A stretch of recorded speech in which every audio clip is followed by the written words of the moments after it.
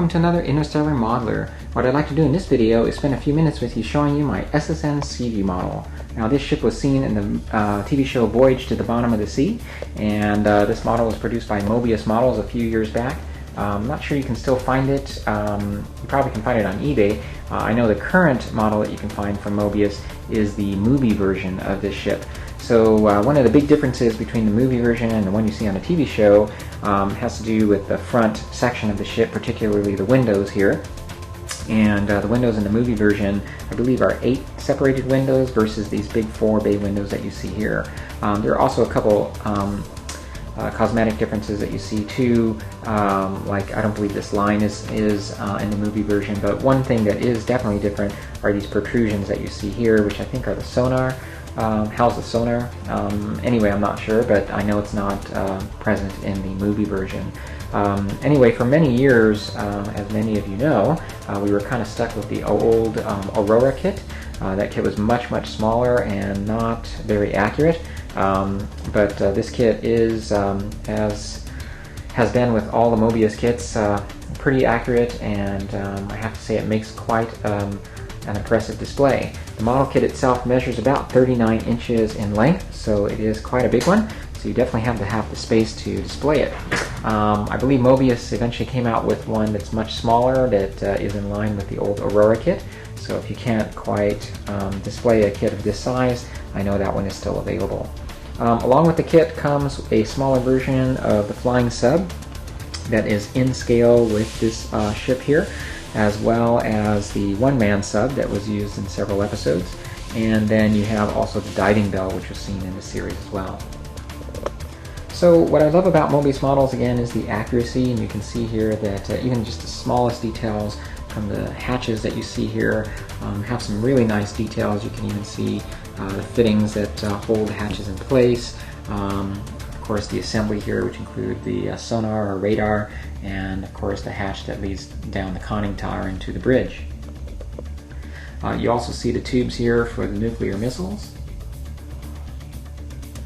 Alright, I'm moving towards the rear of the ship here. What I thought was really cool is they provided propellers here, which you really don't see in the TV show, but you can see them right through here, and even the rudders are movable. So, as usual, Moebius does a fantastic job with detailing these kits, and you can see as we move along here again that they certainly did not disappoint with this kit. Okay, so this model also can lend itself well to lighting. Now this is actually the first model kit that I ever attempted to light, and so what I did was just light the bridge area. I was just happy to get some light in there. So you can look on the net and you can see some people lit up the main search light here, or the headlight you might call it.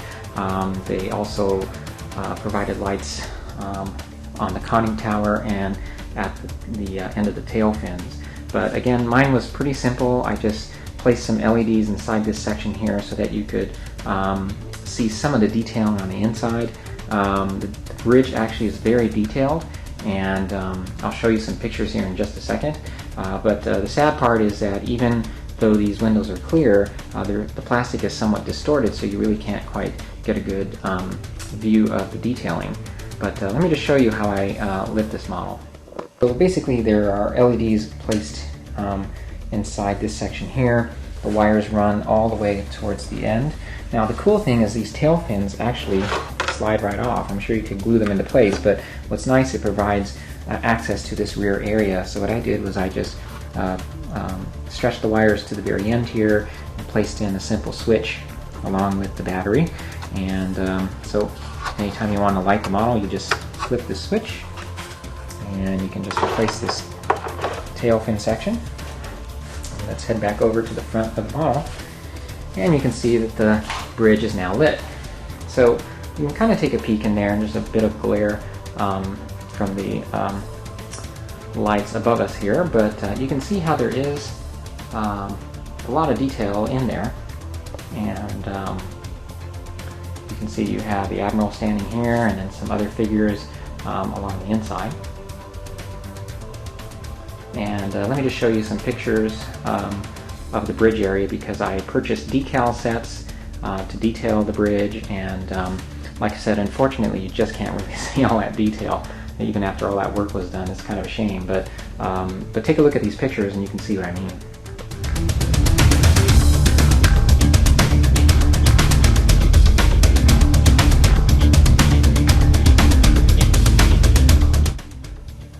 Let me take a second to show you underneath this kit here, particularly under the bridge, because this is the docking bay to the flying sub. So let me shine a little bit of light here.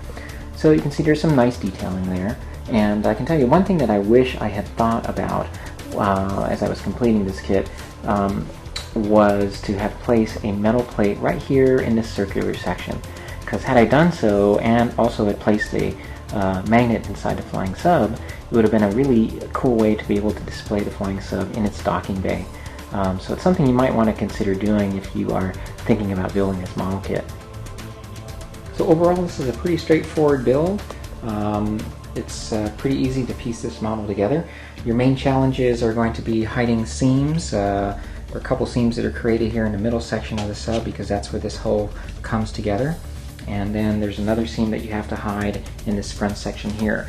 Now, it's been a little while since I built this kit, but if I remember correctly, there were two pieces that came with this kit that allowed you to configure this front section of the model. So the piece basically slips into place here, but a seam is created along here, and of course you have to hide that with putty and sandpaper. And of course there's work involved. Another challenge of course is making the bridge inside, but really not too complicated. Again, pretty straightforward build with this kit. So before I go on to the flying sub, I wanted just to show you the colors that I painted this model kit with. The hull is painted with this haze gray. I chose this color because it's kind of a bluish gray, and it's I think a nice mix of blue-gray. And you know, there's, as with most model kits, there's some discussion as to what exact color you should use, and really obviously it's going to be up to you. But after watching a few episodes of the show, I decided to make it a light gray blue, and this color works real well. And the model kit is a different color underneath. It's a lighter color, and what I decided to use there was Tester's light gray. And I think it makes a good combination. You can't really appreciate the two different colors here in this lighting, but they do complement each other pretty well. So let me move on to the flying sub. I was really excited when Moebius came out with this kit, and also that they did take the time to add a flying sub that was in scale with the ship. The piece here is not very difficult to put together. It's a pretty straightforward build. Your main challenge here will be to create these fine lines that you need along the hull here. So that's best done with an airbrush. The colors that I used here on this piece are Tamiya's chrome yellow, and the dark blue accents were painted with Tester's Blue Angels blue. Now, if you go online and you visit sites like culttvman.com, you will find even lighting kits along with interiors that are provided that you can buy, that you can put inside this ship here to really go all out with it. So I left mine pretty simple. Actually, when I built this kit, those things weren't around. So, but that's certainly something that you can look into and consider just to add even more detail. So again, I thought it was a really nice touch from Moebius to include this in this kit. And let me take a second to go over the last two pieces that come with the kit. This is the one-man submarine that you see early on in the show. I'm not sure how often you see it after the flying sub comes around, but this is provided with the kit. And then you see here the diving bell that you do see in episodes throughout the show, and so nicely detailed little piece here. One interesting piece of trivia, the original filming prop, was a life-size prop that was built for the show, could actually be seen on top of a building in the San Diego area for many years. In fact, if you're familiar with San Diego, right before you got onto the Coronado Bay Bridge, you'd be able to glance off to the right-hand side and see the original prop sitting on top of a building. I can only assume that guy was a fan of Voyage to the Bottom of the Sea, but it was a building that housed a shop that would teach scuba diving lessons and sell diving equipment. And yeah, for the longest time you'd see it sitting up there. It's not there anymore, so I'm not sure what happened to it, but anyway, that's a little piece of interesting information for you there. Alright, so there you have it, and so this is the Moebius Models SSN Seaview. Again, measures about 39 inches in length, so it is a pretty large model to display, but if you have the space, it really is quite impressive to have out. Incidentally, one other thing to mention here, this section here is also provided with the model. This is something that you can use to enclose the docking bay, so if you wanted to appear that the model or the ship is sealed up, you can just slide this into place and do so. I basically like to display it with the flying sub just kind of hovering out of its docking bay like that. So again, pretty nice display to have, and I'd like to thank you once again for joining me on this video. As always, I certainly appreciate you watching my videos. If you have any questions, you can always email me. So until the next time, take care. Another hobby of mine is photography, and one of the things I enjoy doing is taking pictures of these models and making creative compositions with Photoshop. If you'd like to see more, feel free to check out my Flickr page.